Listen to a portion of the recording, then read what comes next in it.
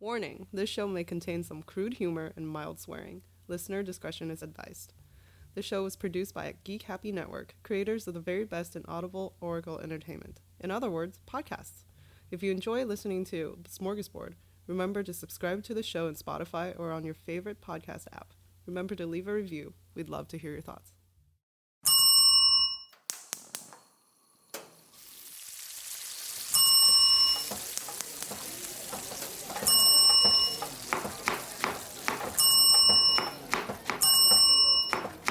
This is Smörgåsbord!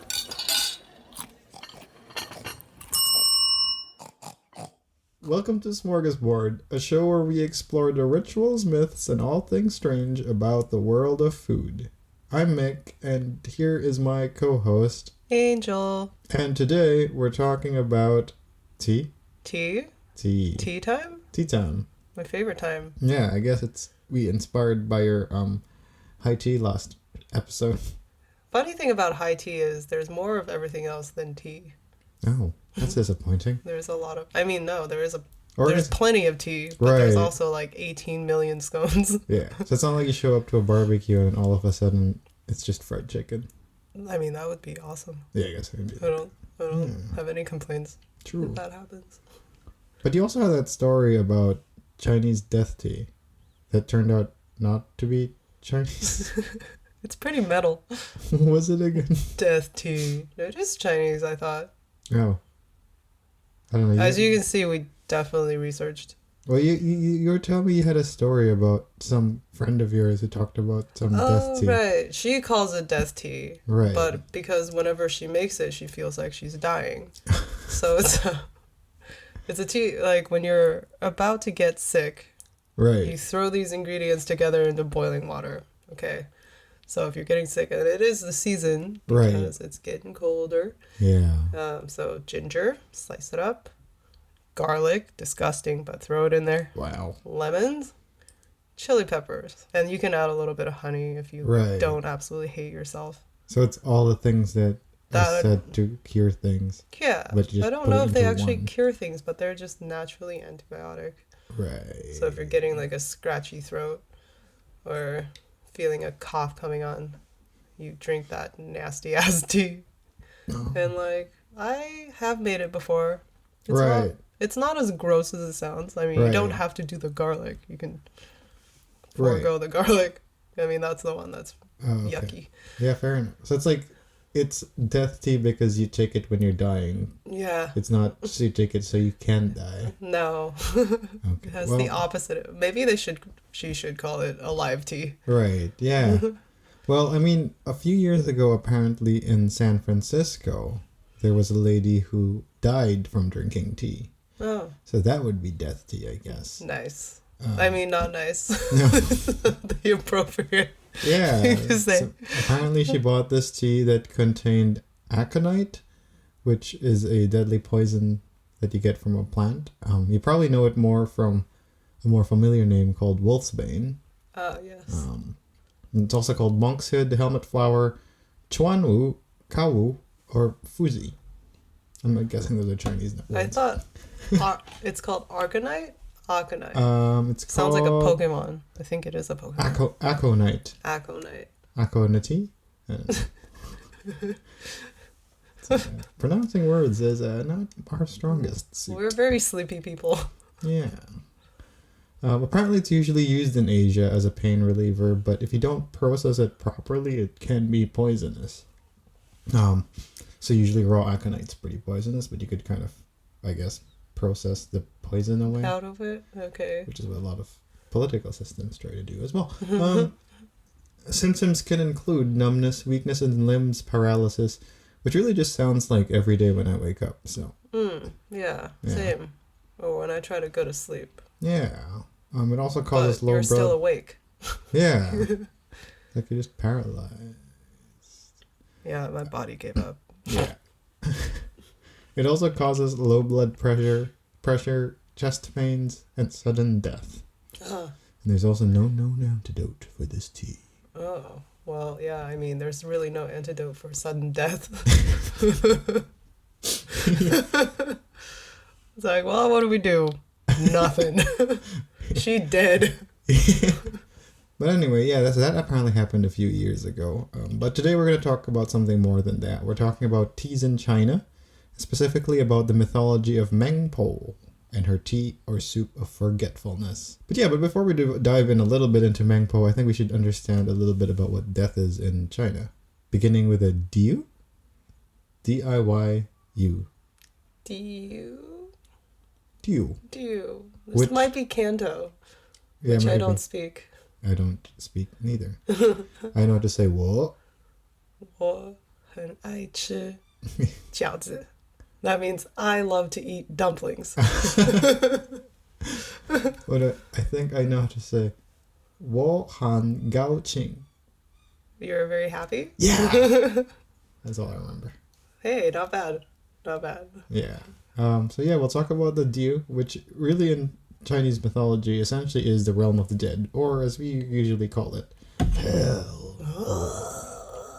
Diyu is just really the realm of the dead, or what we call hell. Unlike here in North America, where our dominant religion or mythology is pretty much just Christianity, in China the mythology there is usually a mixture of Taoism, Buddhism, Buddhism, and whatever other cultural legends in each region. So as big as China is, it's so regional in its varieties as well. So I guess like how Christians have different Christians. Branches. Mm-hmm. Yeah, they fought each other for what they believed in. I don't know. So this means that the interpretation of the Diyu can have many regional variations. But the one thing that is common about how people see the Diyu is it's a maze of sorts where the dead go, souls go to suffer. To suffer. That's everyday life. Yeah. Imagine. Why do you have to die to do that? Yeah, well, apparently if you don't do well in real life, you just have to not do well in the afterlife. Oh, okay. This place... that's pretty subjective. What do you mean not do well? I don't know, man. I'm assuming the money has something to do with this and success or whatever else. Well, you're kind of born into the class you are. Yeah. Vertical integration is very hard. Yeah. Just saying. Imagine a place of different doors, routes, levels, and whatnot. That's kind of how the Diyu is. Wait, can I see what do they have the Chinese character for the Diyu? Sure. Diyu. Yeah, I think that's how you say it. Okay. Okay, so I'm definitely not pronouncing this correct. How is it? Diyu. I don't know if I'm pronouncing it properly, but I know that I recognize the symbols. So I'm just gonna call it Diyu and see where we go from there. Cool. So from now on, the Diyu is now the Diyu. Done. I might be wrong, but I think that's how it's pronounced. Phil, Nick, and any of our 3 listeners who don't speak Mandarin. Maybe you do. Who knows? Maybe you do. Maybe you do. Maybe my mom will actually listen and she'll be like, Yeah, this is the one thing she'll listen to. She'll be like, I'm disappointed. You can't even express your Chinese roots properly. Nope, you little white devil. Learned English and forgot everything else. And then tried to learn Swedish. What is this? So essentially that's the Diyu. It's believed that when you die, you are sent to Wang, who's the king of hell. And here you're sent to a thing called the Mirror of Retribution, which will judge you. Huh. That sounds like a paladin in WoW. Yeah, pretty much, right? Which I quit. But anyway. So this Mirror of Retribution will just judge you harshly, give you some side-eye, and tell you whether you go to hell or paradise. Well, sounds like Asian parents. Before you reincarnate again. Cool. Sadly, for the most part, yeah. Just like your parents, you all just end up you mostly just end up forever. in hell. Yeah. Okay. When it comes to variations, I think there are some variations in this story as well. Another place there are variations are the number of levels or courts of hell you go through. So when you actually enter hell, you're subjected to a number of different various levels of hell. It ranges from anywhere between 3 and 18. Each with a different kind of judge or king who rules that level. Usually each court will have a different punishment for you, and you need to go through it to atone for your sins. I'm not going to go too deeply in this because we're going to take 2 hours to talk about all of that. There's many levels. Yeah. Are there any highlights? Yeah, well, I'm going to go through the 10 levels of hell and just the names and the rulers of it. And maybe we could guess what they do. Okay. Court, this is fun. Yeah, court number 1, as we talked about, is the Mirror of Retribution, which is run by Wang Wang, or whatever. Oh, Wang. Sorry. And that's where you're judged to see whether you're going to go to heaven or hell. Right. Or paradise or hell, I guess. Or the Diyu. The second court is called the Pool of Filth and Hell of Ice, ruled by Wang. Wait. Ew. If it's a pool, how is it? Is it just ice? Is it frozen? Is the whole thing frozen? Then it can't be like a pool of nasty, sludgy water, which was what I initially thought it was. Maybe it's a drink. It's a pool of filth with a hell lot of ice in it. Oh, you. Yeah, cold sludge. Yeah, so maybe ice cold sludge. Yeah. Sewage. So you enter this court as a bartender. They only have one drink. It's called sludge. Filthy ice. You gotta drink it. Yum. Salmonella. Yeah. So when you're done drinking the salmonella ice, you go to court number 3, which is Black Rope Hell and Upside Down Prison, ruled by Songji Wang. Okay, so you're just strung up like bacon. I guess so. And you just kind of hang out. Yeah. Okay. And Songji comes in and tickles you for eternity. Okay, that's bad. Oh, I wonder if they get those demons from TaskRabbit. Looking for ticklers. Must be able to tickle for 12 hours. $18 an hour. Must be eligible to enter hell. Bring your own feather duster. Yeah. And keep gear or whatever. I take that task. Yeah, that'd be fun. So after the upside down prison, you end up to court number 4, which is a lake of blood and terrible bee torture, ruled by Wu Guan. Bee torture. Like buzz, buzz, buzz. I guess so. I like pollen bees. Yeah. But what is a lake of blood? What would that have to do with terrible bee torture? I don't know. They don't really go together. I feel like they're just like, what are 2 bad things? And then they put it together. Yeah. Come on, Wu Guan. Not that imaginative. Right. You gotta tie these things together. Yeah. Unless you're bleeding profusely from a bee sting, which I don't think you do. Yeah. No, I don't think you do. Maybe court number 4 is just a court of disappointment. So you go in and you're like, oh, that's it? Blood and bees. So that the torture is you're just unhappy and disappointed about. Oh, it's like, this is not sanitary. You get to act like your parents. We have a lot of parental issues, apparently. It's all coming out in this episode. Apparently, which I really don't. I guess I don't. Yeah, I don't know. All right, next. Anyway, court number 5 is the 16 departments of heart gouging. 16? Yeah, departments. Departments. Which is, ruled by Wang again, I guess. Does it mean, like, having your heart torn out 16 different times? Yeah, you know how, like, in some places there are the 16 candles where it's, like, supposed to be a dance with 16 dudes or something? So maybe this is, like, 16 people who break up. Ow. That kind of sucks. Yeah, that would be sad. I was thinking more, like, literal. Like, how many ways can they rip out somebody's heart? Like, 1.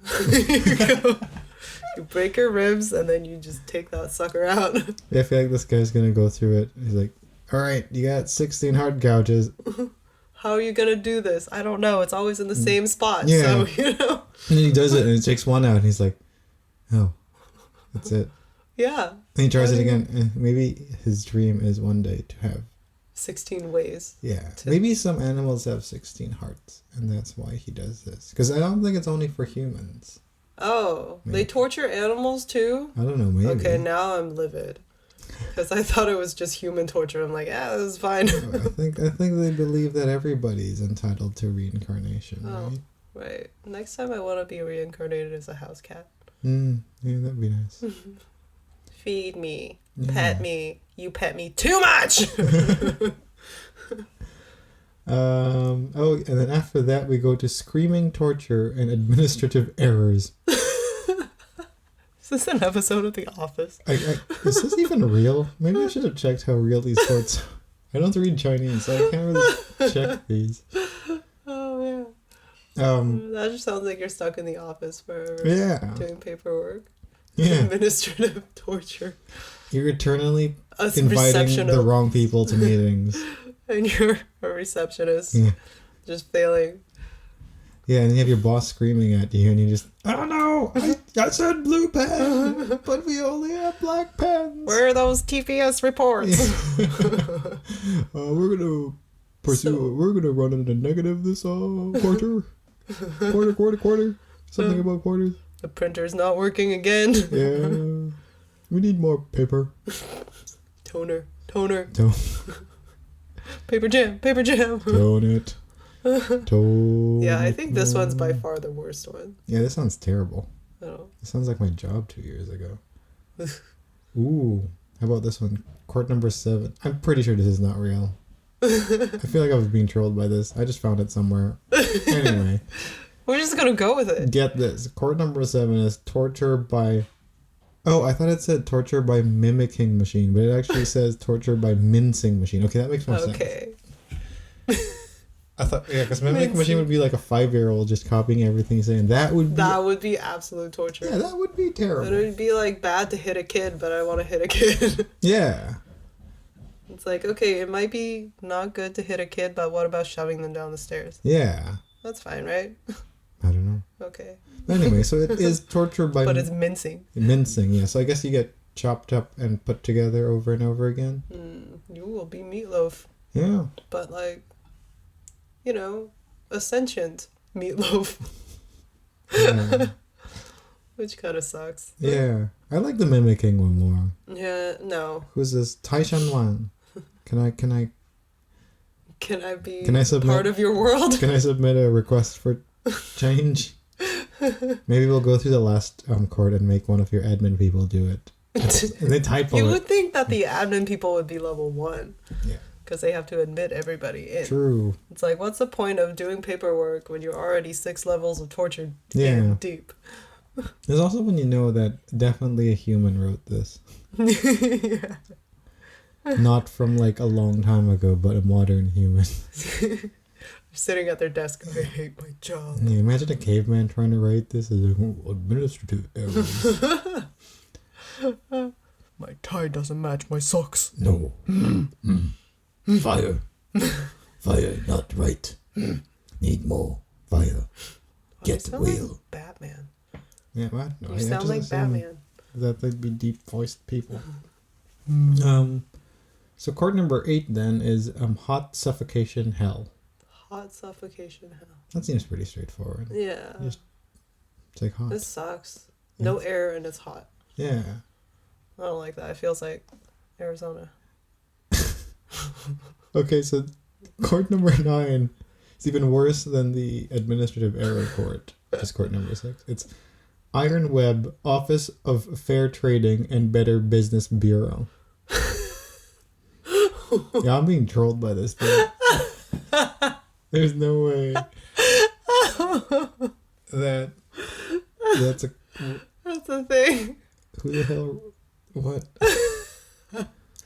There's a lot of office theme things. It's pretty terrible, but what?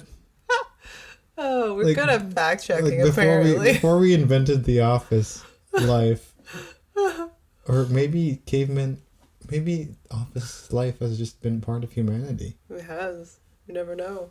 Yeah, they definitely.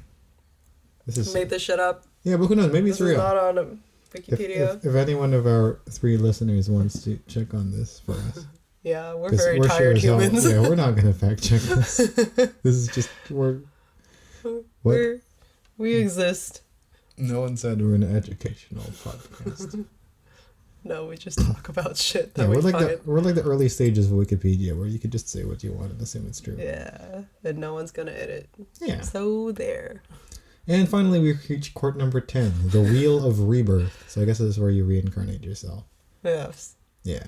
But that sucks because you're gonna have to come back Do it through again. administrative help in the Yeah. Better Business Bureau. But see, that's where Meng Po comes into play. Ah, Yeah. she's like the end boss. Yeah, she is the end boss. But if you ever want to actually go through all of this, apparently you could enter the Diyu through the town of Fengdu, which is an ancient city in Chongqing, China. It's about 1,000-year-old place. It's just a bunch of different temples and all that, which is apparently supposed to be the entrance to hell. Nice. Very convenient. Yeah. I definitely want to go check it out. Yeah, it seems pretty cool. There's a bunch of statues and whatnot. There's a bridge there apparently where you could see if you're going to hell or not. If you cross the bridge and not die, you get pushed off the bridge, you're going to hell. If not, then get pushed off you're by fine. whom? I don't know, a demon. There's also a couple other bridges by that bridge that are like the bridge of... There's more taskers just standing there. They're like, pick like 50% of people and push them off. Yeah. There's also like the health bridge and the wealth bridge that you could cross for health and wealth. Health and wealth? Does it have to be one or the other? Can you have both? Maybe. I don't know. Some people do, so I guess. Cool. So the reason why all of this happens, as we mentioned, is there's the last court, which is a wheel of rebirth, and this is where Meng Po comes into place and gets you ready for reincarnation. My homie. Yeah. Oh. For all those who don't know what reincarnation is, it's essentially just the belief that your soul or mind, or there's something that Your continues essence. to live after you physically die, and then that thing comes back again to in a different body. physical thing, and you restart your life. It depends on how you believe in it. I think some believe in reincarnation as you are a soul or a mind, an individual soul or mind that just floats and comes back to a different one. I think in some other places, which I think is what Buddhism believes as well, instead of it being an individual soul, you enter one stream of consciousness again, and from there you're pulled out. For anyone who plays Final Fantasy, I guess it will be like the life stream in Final Fantasy VII, where everyone dies and all enters that stream again, and then from there life gets So does that mean your individuality disappears? Yeah. dissipates? Yeah. Okay. So that would be the difference of the Buddhism belief from the other probably ones. Now every emo kid has watched Evangelion, the anime. Yeah. It's kind of like that. I never actually finished that. Yeah, at the end, spoilers. Spoilers. Everybody on Earth except for emo child Shinji Right. gets like liquefied and turns into like one soup. Yeah, that's pretty much it. Cool. Yeah. Maybe I'll go watch it. It got very abstract. Like Yeah. when I watched it, I was like, yeah, I'm so edgy. And then I'm like, I don't know what's going on. I just watch weird food anime. We should do an episode about food anime, dude. Yes, anything Miyazaki. Yeah, Delicious. true. Anyway. So the word reincarnation derives from Latin, meaning entering the flesh again. And I found out in Greek it means, in Greek it's metapsychosis, which translated as, it's another trans word, migration of the soul instead of trans. Substantiation. Yes, that's the one. We gotta stop bringing that up because we just can't do it. That's just a running joke now, I guess.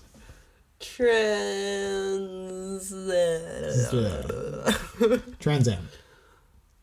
So now this is all how the whole hell and Diyu works in China, and as we mentioned, the last court has this lady called Meng Po, and Meng Po it's her job to make sure that you're ready for reincarnation, and to do that she has to make sure that you don't remember any part of your past lives.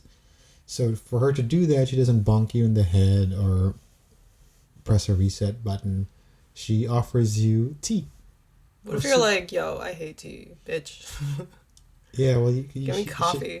I'm assuming she'll turn into some terrifying monster. Just jam it in your mouth. Yeah. Okay. Yeah, she'd be like, drink it or I'll drink it for you. Oh no, wait. That's not- Drink it or I'll make you drink it. Yeah, that's the one. I'll drink it for you. She doesn't remember why she's there. Yeah, what happens? What happens if Meng Po drinks her own drink? Who's gonna? Yeah, you think she ever stood there waiting for people to reincarnate and Yeah. no one's coming? She's like, I'm bored and thirsty. Yeah. Like any good chef, you have to taste your product. So I don't think it matters because it tastes so. Even if it tastes super bad, they're not gonna remember as soon as they drink it. yeah, fair enough. So I guess she's not really like a chef. She's just a Nurse. a scientist or whatever. So yeah, she offers you this tea or soup called the 5-flavored Tea of Forgetfulness or whatnot, which is a mixture of just different herbs. I couldn't find exactly. I was gonna say it's gin, tequila, vodka, rum, and whiskey. Put some Tabasco on it. Yeah. There you go.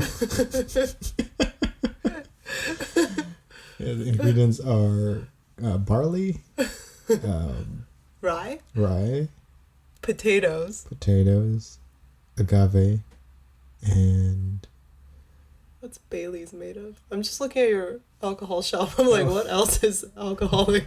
oh, sugar because of rum, Sugar. right? Yeah. Something like that. Yep, there you go. I've spent all week trying to find the recipe, but I think we just found it. We just did it. Woo woo. All right, so we're gonna make this one day, and well, shit. Okay, isn't that Maybe drink that's why also when you called make- an adios motherfucker? Yeah.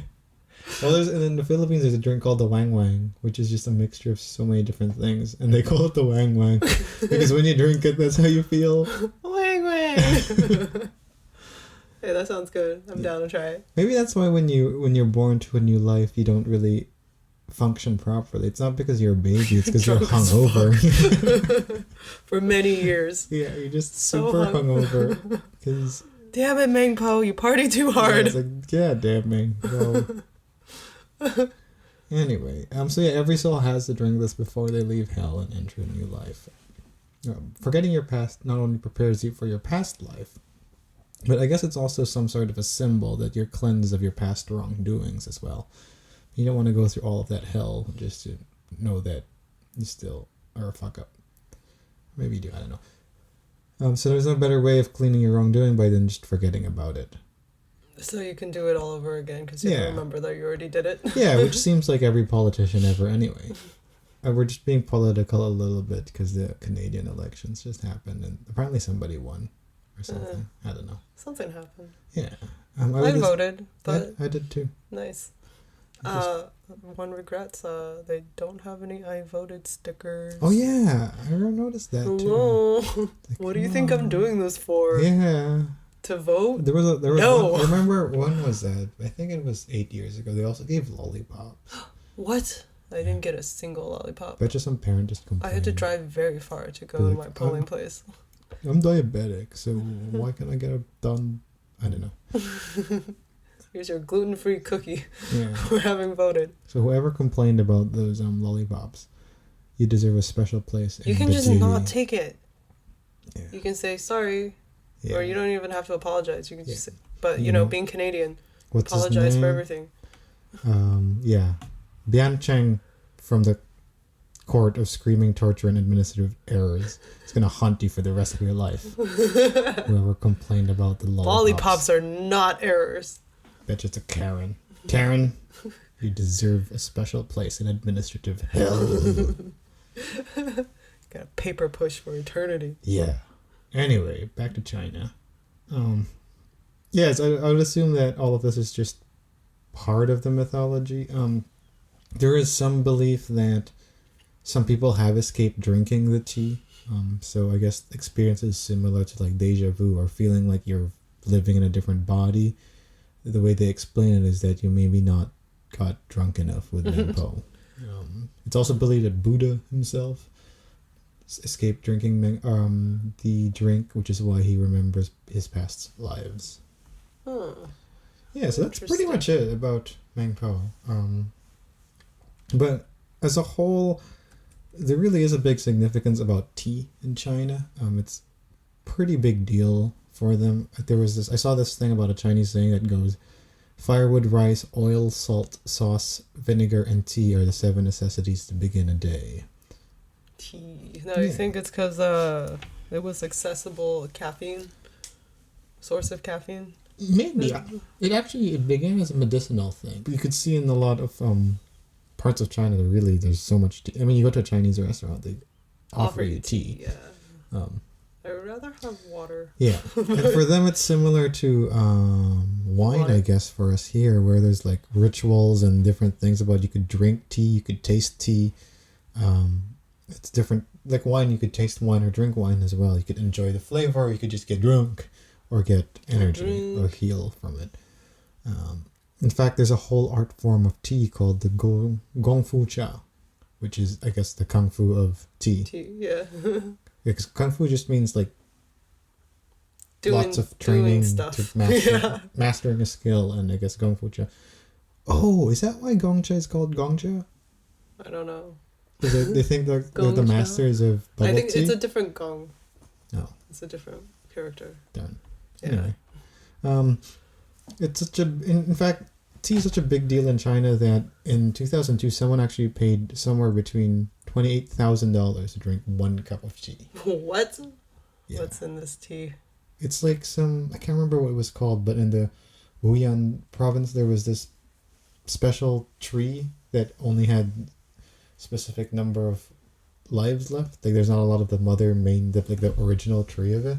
Mm-hmm. So it's super expensive to just drink it. So someone just paid that much money just to drink that. But apparently there's a lot of non-mother trees.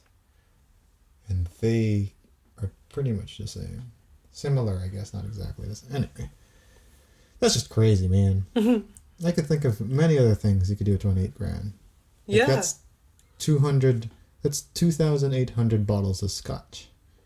Yeah. Huh. And you don't get drunk. It's just leaf water, dude. Yeah. It's leaf water. Yeah. So it's actually such a big thing in China. It became a major export of China to Britain back in the day. The English eventually bought so much tea from China that they were actually losing out on the trade because they were getting a trade deficit, which eventually led to Britain trading opium to China, which started the Opium War, which Britain won and caused Britain to eventually take hold of a certain place that's causing a lot of news right now. Hong Kong. Hong Kong was ruled by Britain because of tea. Dangerous substance. Yeah. Tea is such a big deal in China. The earliest recorded writing and mentions of tea came from China. It's believed that the second emperor of China, Shan Nong, Just make all the sounds. All the inflections. See one of them will be right. He apparently discovered tea by accident. That a tea leaf one day fell on his pot of boiling water. And when he drank it, he surprisingly enjoyed it. Just from one? From one leaf? Yeah. One leaf. Maybe it was a bushel of leaves. I don't know. It must be very powerful. Or his Yeah. boil of potting water Yeah. must be a very tiny one. It's a pretty small boiling pot. Boiling pot. But the person who did make tea famous in China isn't him, but Lu Yu, who's also known as the Sage of Tea. He's known as one of the first to write about the cultivation and creation of tea, and the book is called The Classic of Tea. It used to be a 3-volume thing that they combined into one book now, I believe. This guy was so intense about tea that he has the ability to tell the difference of the water used for tea. This one is from the ice sludge water bar. And this one's from the lake of blood. This one is just from your toilet. Yeah. So there's this story about him finding this river with like super pure water that was perfect for the tea. But he said that since it's river water, there's specific places in the river you should collect it from. And someone once returned water to him and he said that it wasn't from that spot. And then he took some water out. Anyway, it was weird, but he apparently can tell the difference of water. Sounds like a wine snob. Yeah, it's a wine snob with water. Yeah, it's like, dude, water come snob. on, man. It's just water. But I mean, people talk about like. Actually, we say that all the time when we went to Europe. Oh, I miss Vancouver water. Vancouver water is very good. Yeah. So every other tap water I've ever had tasted bad. Yeah. And wrong. So yeah, if you really, maybe he is right, because if you travel around the world enough, Like every country I go to, water tastes kind of different. It does. So maybe he's on. He does have something there, but they also didn't have, piping into cities and stuff back in the day. Yeah, and he's talking about like different areas of one river instead of countries. Yeah, that's subtle. He's real intense. subtle. Yeah. He is this wine snob. Back to talking about snobs. Yeah. This guy, I bet he's the type of person that'll take a sip of wine and be like, "This is very fruit forward."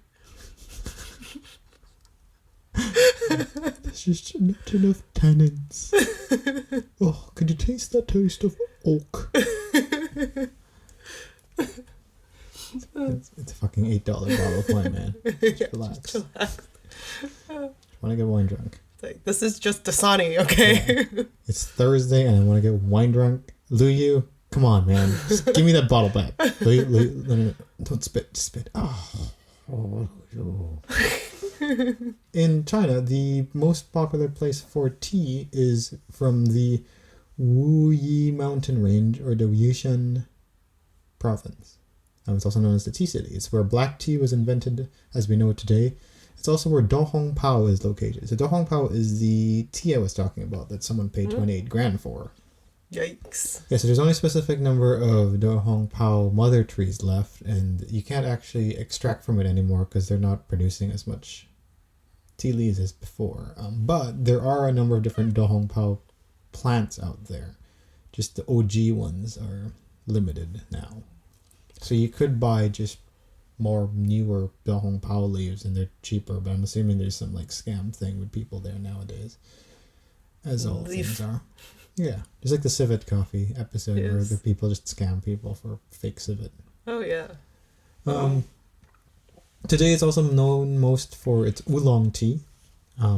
As teas in this region are said to have complex flavors due to trees growing in rocks, adding a mineral-like flavor to the teas. As we're a food-based show, though, I found that they had this really cool thing in the province called tea eggs. Oh, I love tea eggs. Yeah, so they're like these marbled eggs. It looks so cool. And I guess what happens is it absorbs the tea. The egg absorbs the tea. I was looking up how to cook it. So apparently you just slow cook it. You cook the egg first as a hard-boiled egg. Then you crack the eggshell, but you don't break the egg open. You keep the shell in, and then you pour it into your tea mixture. Then the egg still absorbs all of that after. You get like a spider web effect when you actually peel the shell off. Yeah, and you add things like anise, cinnamon, and tangerine zest to it as well. So good. Oh, it sounds so good. You know, they used to sell these at 7-Elevens in Taiwan. Really? Yeah. They just have a pot right next to the cash register, like a crock pot. Really? And then it's just filled with tea eggs, and then you... We should try to make this. Yeah, we can do it. Yeah. So Dohong Pao, apparently the name Dohong Pao comes from, its translation is Big Red Robe. And the mythology behind it was this guy who was going for like an imperial exam, and on his way to the exam he got sick, and this guy gave him this tea that came from the Dohong Pao tree, and he got cured. He got to the imperial exam. He passed. Became an imperial officer. So once he got to become an officer, he came back to the province. And from there, the guy gave him some leaves, and he's like, "Well, shit, I don't know how to bring this back to the place, to the palace." So he used his robe that he got from the imperial officer robe to wrap all the leaves around, and the robe's a big red robe. That was the story. It's a very literal story. Yeah, they used the leaves eventually to cure one of the emperor's daughters or something, so that's why it became popular or whatnot. This reminds me of the time I got into a car accident right before a final. But I didn't have any magical tea. Oh. I had some painkillers. Did you pass the final? I got an A. Oh, heck yeah. I had Ativan, which is like an anti-anxiety. Right. So I was having panic attacks. Uh-huh. And then I had a bunch of painkillers. And then I was like getting too sleepy. So I'm like, I'm going to chug a Red Bull. So I did all of that in Red Bull, and I wandered into that exam. And it's in one of those rooms where it's like there's steps down. Right. It's like a lecture hall. I walked in and I'm like, I can't do those stairs. So I told like, teacher, can you pass me a test because I can't go down those stairs? I just got into an accident. I'm just going to sit in the back here. Yeah, and then I aced it. It was pretty cool. That was pretty badass. So Asian. It's like, yeah, my shit's broken, but I need to go take my final. You probably came back with your report card or whatever. Like, hey, I aced the car. Or I aced the test. And your mom was probably like, but you broke the car. D- in life. Disappointment. It's like, yeah, but you went to film school. That should have been an A++. It's like, Mama, they don't do pluses. I don't care. So yeah, when it comes to tea, it's similar to, I guess, coffee, where it really just comes from one plant, the Camellia sinensis.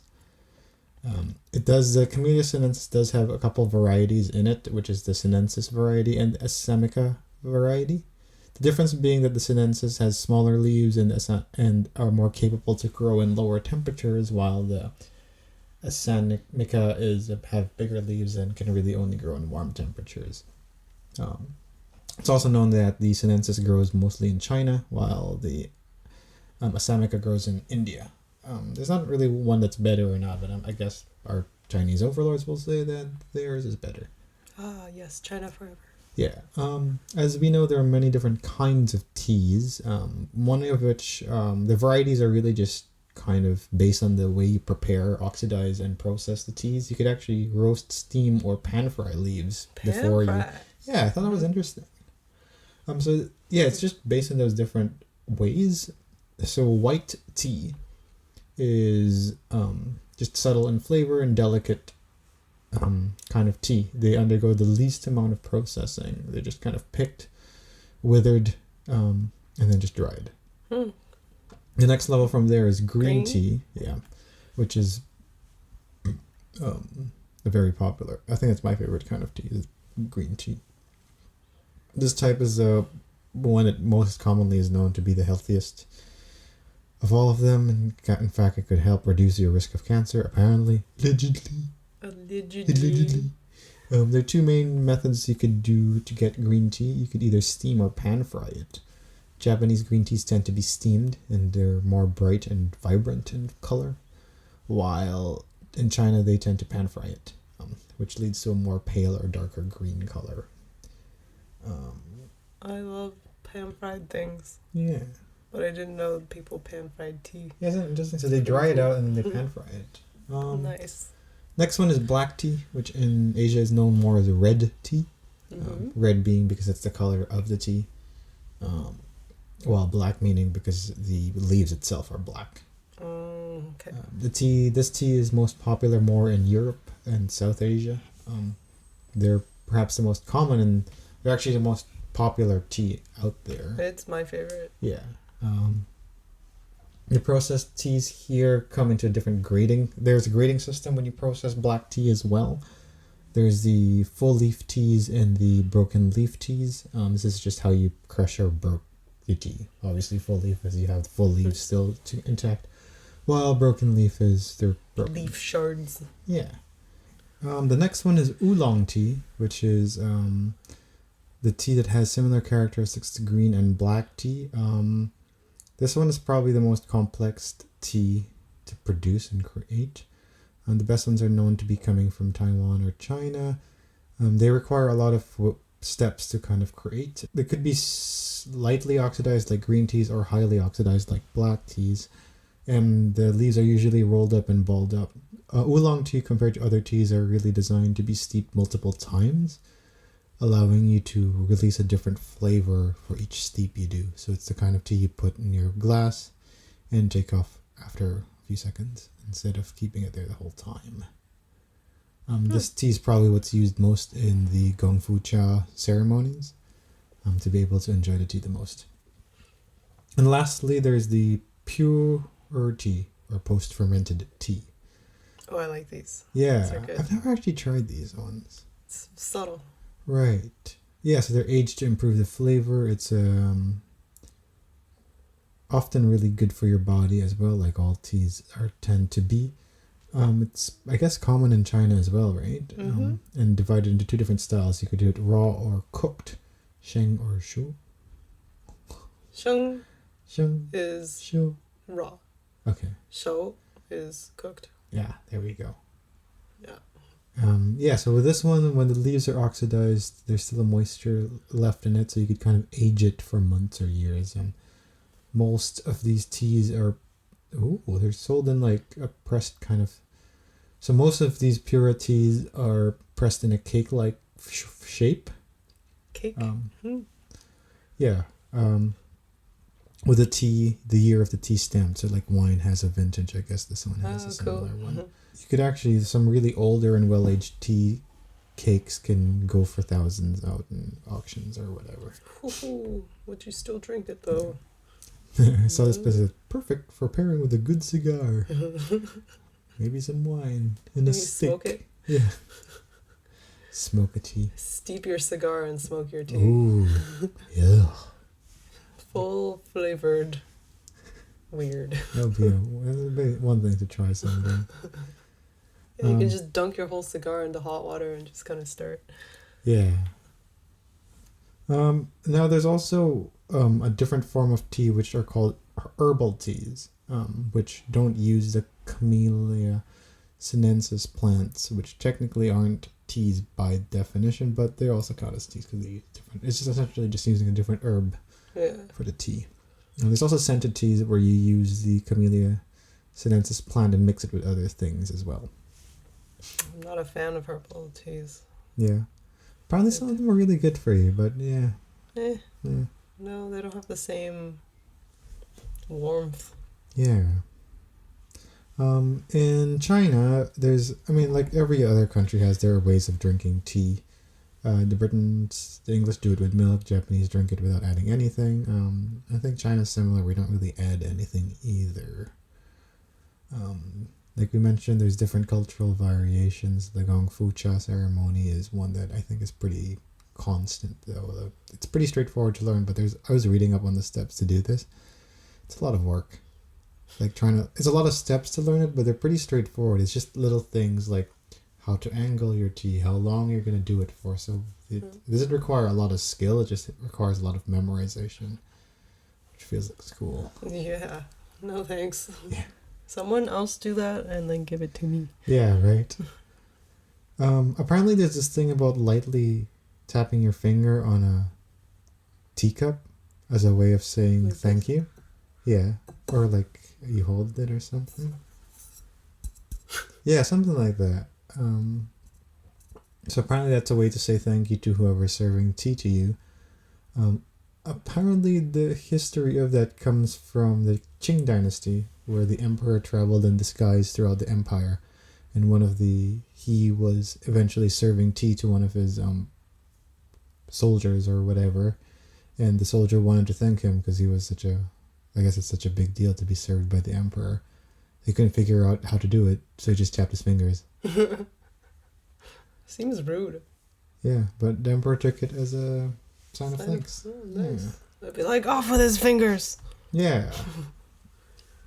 As we mentioned, there's a lot of health benefits for tea. I'm not even going to go through this because there's just so many. And you should just Google it, guys. Yeah, just Google it. I'm sure everyone knows. The one thing I found really interesting about this is that no study has ever said there's a causational relation with his health benefits and tea. So there's some correlational evidence to suggest that tea can improve your health, but no one's actually directly said that tea directly can cure cancer or tea can produce blah, blah, blah. So some say that the reason why tea could be good for you is, generally speaking, most tea drinkers are just healthier people, live healthier lives, so make healthier decisions in general than people who don't drink tea. Which I think in my mind, maybe because you drink tea because you want to be healthy, so then you make other decisions aside from just drinking tea. Right. That do that for you. And the crow seems to agree. Yeah. Thank you, crow. He agrees. Drink some tea, bird. Yeah, so I thought that was interesting, which I think kind of makes sense. Like, I don't think teas are really the end-all, be-all medicine that can cure everything, right? But no, because we have other things now. Yeah. People tend to decide to drink teas because they want to be healthier, so makes sense. Leaf water instead of bean water. Yeah. Now... Or cocaine. Yeah. Well, we apologize for the bird in the truck. They're trying to fight for space in the background. It's garbage day. Yeah. Well, that's why It's they're all garbage day outside. Yeah. like, Mom, get more food.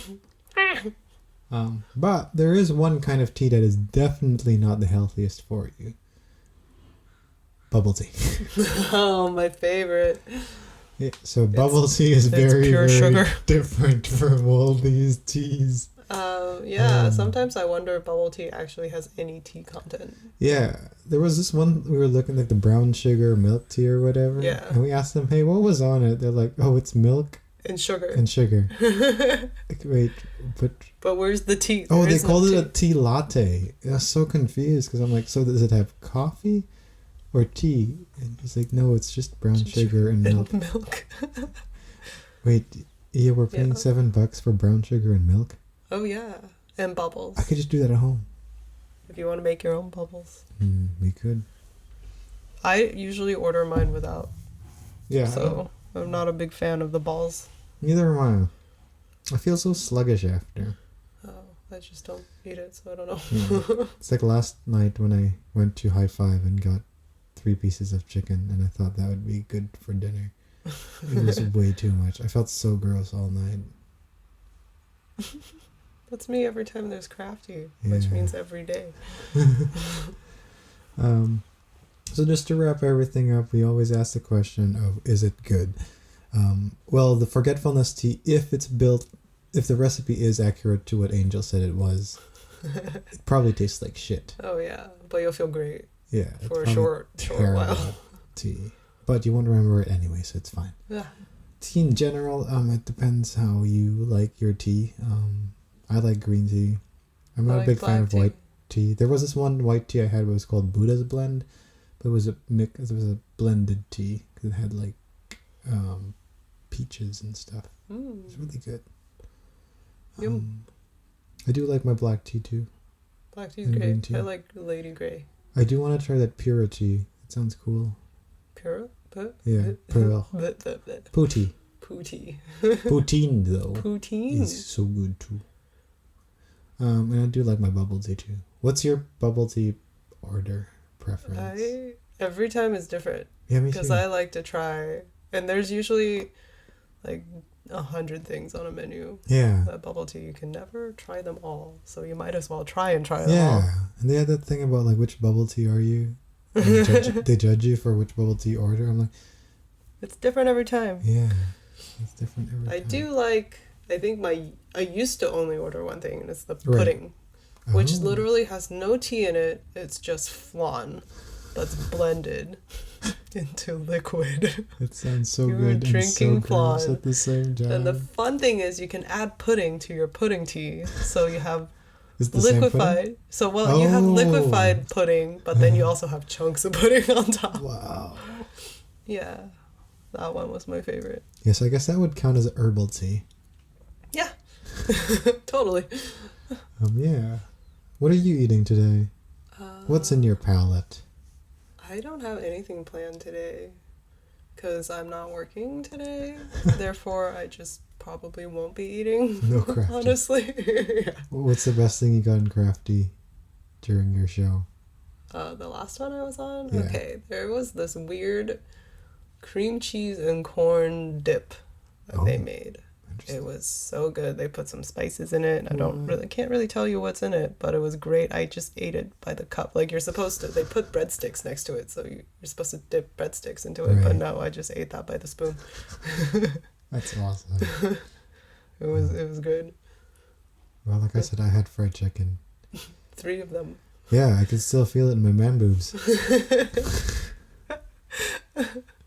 They went straight into the boobs. Yep. And anyway, so that's our episode about tea and Meng Po. Meng Po's pretty chill. Your voice just got real spoopy. We're inspired by death. It's Halloween. I mean, these episodes aren't coming out on Halloween, but we could always celebrate Halloween for longer. All the time. Yeah. It's my favorite holiday. Yeah. It's better than Christmas. Ooh, controversial statement. Yeah.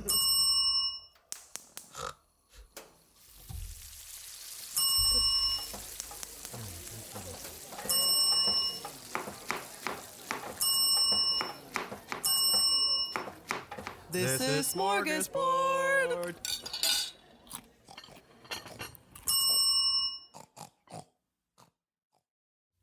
Have a food-related ritual, myth, or something strange you want us to explore? Send us a message through Facebook at Geek Happy Network. We'd love to hear from our fellow foodie listeners. And while you're there, remember to subscribe or follow us too. This show was created by Angel and Mik Narciso, hosted by Angel and Mik Narciso, editing by Mik, and logo by Angel. Come give us a listen at geekhappynetwork.com or look for us on your favorite podcast app. Oh, and be sure to follow us on Facebook or Instagram at Geek Happy Network.